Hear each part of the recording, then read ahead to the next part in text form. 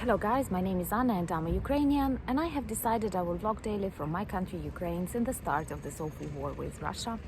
And in my daily videos I try to update you on the important real life situations in my country Ukraine, and of course I'm always glad to answer your questions and to clarify some facts about our history, our culture, or whatever interests you. And when I have decided to record this vlog in the morning, I did not realize how sleepy I will look. You can always excuse a Ukrainian by believing we had many night air raid alarms, but actually this night we didn't. So it's just me sleepy this morning, and the weather is very much like damp, and I guess we will have a thunderstorm or rain today. And also I thought that I did not show you much of the city. I live close to the center, close to the old town, and these are the locations like park, the castle that I have showed you. And today I took a short walk to a more sleeping district, something where the majority of the population live.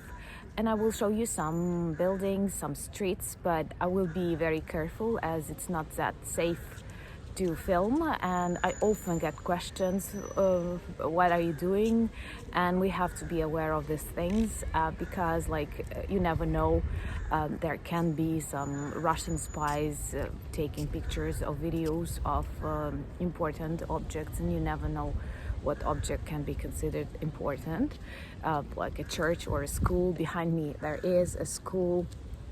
I don't know the number of that school, but you see it's in bright colors.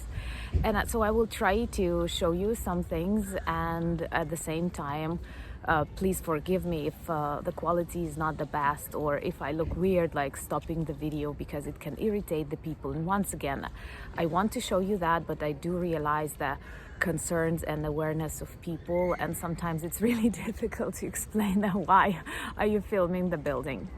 Also, I'm very lucky to live in a semi-dangerous place where I have this opportunity to sleep, to buy myself something to drink, to have a walk, and to show you the locations. Many of very similar districts all over Ukraine are destroyed with awful signs of Russian presence, with buildings that were burned, with huge holes after the blow-ups, with burned cars. And also there are lots of things that we learn about the war and the way it affects the city, the streets, what are the most dangerous things, what are the less dangerous things.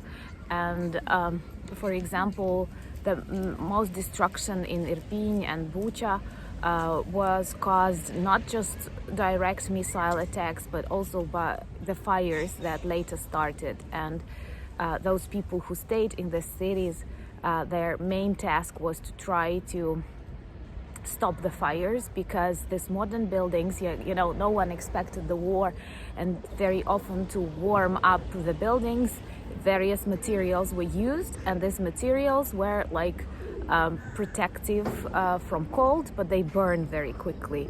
So even a small fire when the car is burning can lead to the whole district firing up.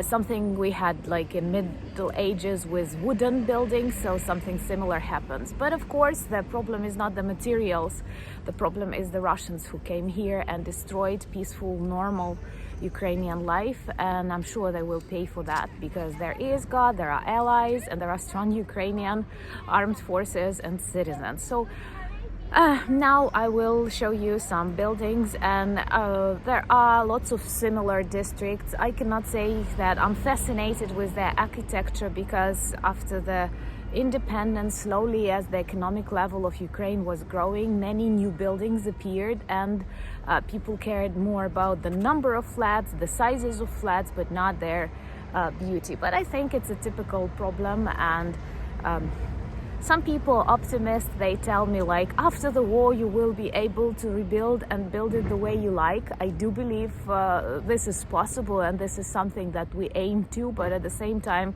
first we have to win. That's why I often ignore the questions where you ask, how will you rebuild Ukraine? What will you do? Because we haven't stopped the orcs yet. We don't know how many damage they will cause to other cities, and will they return? Will we take them out soon? Will they use a nuclear bomb, for example? So how can I answer the questions about the rebuilding? First, we have to stop them. It would be good if we could make Russia collapse and then start cleaning up and building good things. So from one point of view, I'm really grateful for those people and volunteers who come from all over the world to help win the war. But I'm a little bit ironical to people who come to discuss various architecture plans around Kharkiv, for example, because they bomb Kharkiv daily. So this looks optimistic. Maybe it's good as a psychotherapy, but it's not realistic for me. So let's take a walk and look at the people in the morning. It's morning. I rarely film in the morning. That's why you see me less sleepy, but please forgive that. So this is a typical yard on the district that we call 33rd. I don't know, sometimes we give names to districts and sometimes we give numbers. And the first shop is furniture. That's the Ukrainian for furniture, mebli. I know you don't like Cyrillic letters, but I stand for them. I live in a city with a population like 250,000 people, so we don't have really high buildings, and the average height will be like 9-11 stores, and I guess these ones were built like at the end of 19th, at the beginning of 2000s, and a typical yard will like include houses, some shops, cafes. Coffee shops are very popular in Ukraine, and for example here we have a small supermarket and a cafe and a school. Now in Ukraine they like painting them in bright colors. I'm not going to come up to close to school because maybe that won't be considered correct.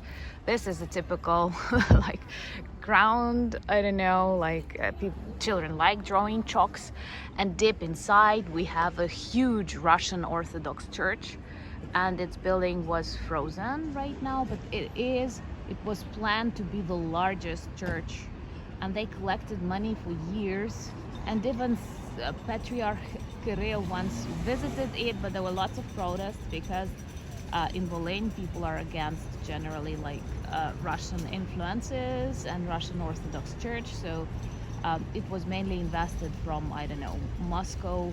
And at the beginning of the revolution, at the beginning of the war, they found a storage of weapons there, the Ukrainian SBU, but once again people were all very tolerant. They did not want fights within the religious communities, and they decided not to let this information go. So this is a really big church, but I hope it will switch to Ukrainian Orthodox Church. Okay, let's take a small walk around. This is a zone where it can get dangerous.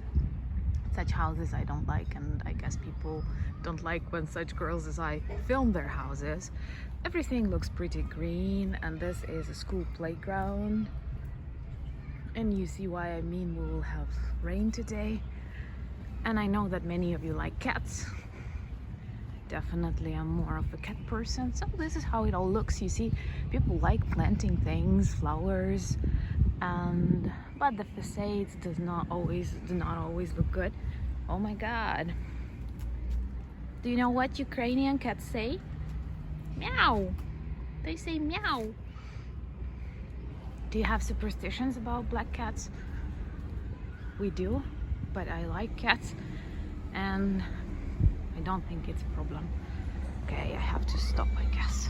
This is an older type of a yard built maybe in the 90s, and I hate this kind of very Soviet decorations, and the children's playground and some place for doing sports, and all of these blocks, they look the same.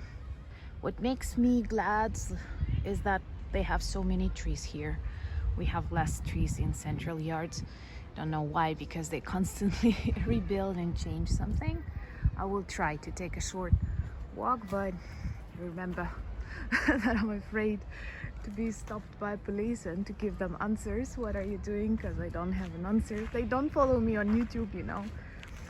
So anyway, and it does not look very beautiful, but that's the real face of a typical yard in many Ukrainian cities. Okay. Someone told me that cats add up to the number of subscribers, so here we have 4 cats, and cat number 1, cat number 2, cat number 3, and cat number 4 was smart enough to escape Aliyah. I thought this will be enough for today, but there are different locations. Please let me know if you're interested to explore more. Maybe I will become braver and able to show you more, because now I'm a little bit scared to come closer to people's houses because, you know, because of war, not because I'm a shy person, because I'm not a shy person. And of course I would like to show you more of Ukraine. And I promised myself that I will come to the cities that were destroyed by orcs, and I need to see that, because this is an experience that my country goes through right now. I hope this won't happen to my city, but you don't have any guarantees. But due to some family issues, I'm not that free to travel that far away, and my mom won't make it. She won't let me go. But it is a true tragedy what happens daily in yards like this. And you see this normality, peace, children, cafes. It's also normal. It's not Nazism in Ukraine. It's Russian Nazism in Ukraine that came here with Putin's regime and Russian orc troops. Anyway, thank you for watching. If you like my vlogs, please share them and leave your advice, leave your comments. I value that very much. I value our conversations and the community that we have around the channel. If you like watching my vlogs, do subscribe, because they help my channel grow, and I do believe the world needs to know more about Ukraine and the real life situation here. Please don't get used to war. Understand that we have to stop Russia here, not to destroy this beautiful planet. Maybe it's not that beautiful in some places, but still this is our home. Thank you for watching once again. Slava Ukraini!